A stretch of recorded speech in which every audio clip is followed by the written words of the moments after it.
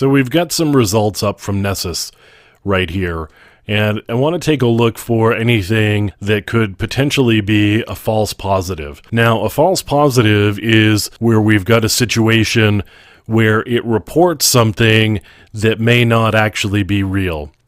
So as an example, you may have an Apache server that's configured to only say that it's an Apache server, not give a version number. And Nessus may take that and make some guesses about the version that is actually running and throw up some Apache vulnerabilities in here. And you'd have to go and make sure that the version you're running is actually one that's vulnerable.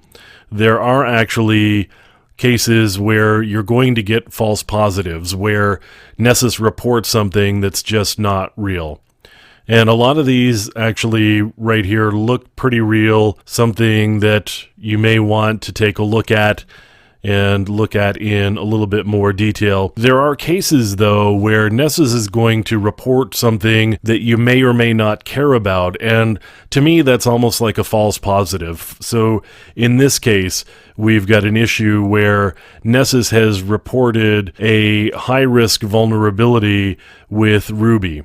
And the thing about that is that the only reason Nessus knows about this is because we gave the login credentials for the server or the system to Nessus so that it could log in. It's the only way it knew about the Ruby vulnerability, and there are others that are similar. So the QEMU KVM vulnerability is another one. Nessus couldn't have known about that without actually having login credentials. So would you consider this a high-risk vulnerability if you actually had to be on the system and maybe you had a strong password policy in place? That may be a case where you downgrade the risk here, which doesn't mean that you shouldn't be recommending that patches get applied on a regular basis.